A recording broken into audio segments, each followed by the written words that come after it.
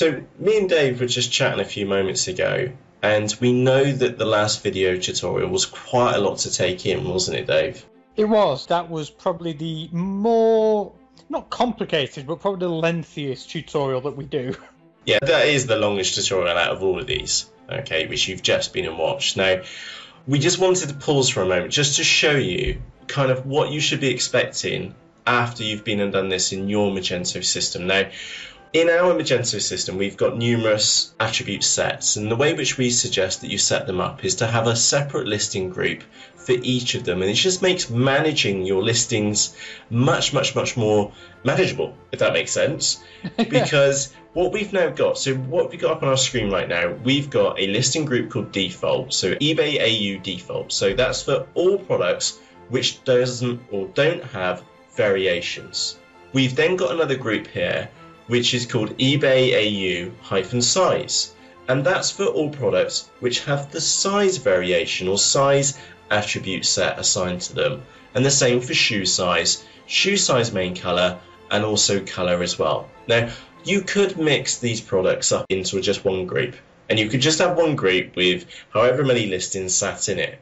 Now, the negative side to that is that you don't know which listings are using which attribute set, and also which templates as well. Remember, back in the description policy, Dave, remember that drop-down box? Change images for attribute, and then at that drop-down box, and then that's where we could choose the attribute type or the configurable attribute. Yep, absolutely. And it's that one there which changes the images back on eBay.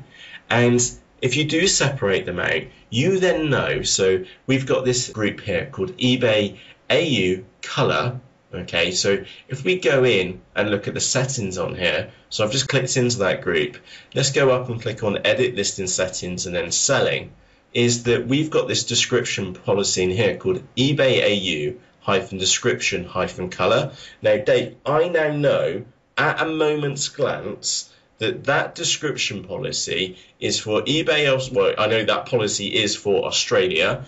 It's a description policy, and it's got the attribute set, or it's going to change the images for the color attribute. So if I now click in to that description policy and scroll down, change images for attribute and then color. And we can only set this once per description policy. If that makes sense? Just wanted to point that out to you, just give you like an idea of what you should be expecting at the end. So let me just go and do this for eBay DE. Again, we've named them aptly.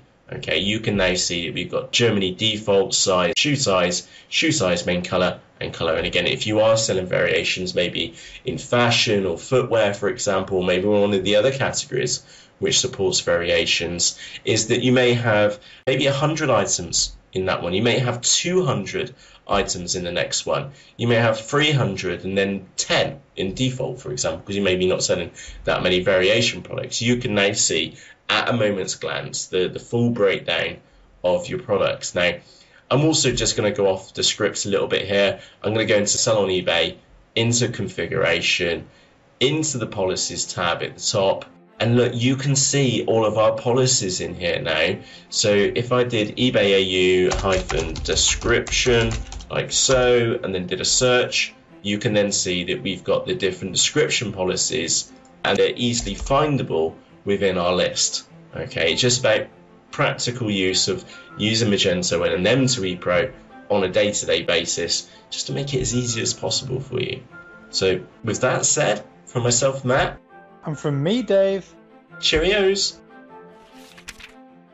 So for myself, Matt, and of course Dave too, we both hope that you found this tutorial helpful. If you did, we'd both really appreciate a thumbs up on YouTube, either at the top of this video or down at the bottom. So on screen right now, we have the next part of this tutorial. So if you just click on the next tutorial button, which is in the top right hand part of the screen, you'll head on over there right now. If you would like to be notified of the latest video tutorials that myself and Dave publish on YouTube, then also press the subscribe button underneath this video as well. And with that said, we'll see you in the next tutorial. Matt and Dave.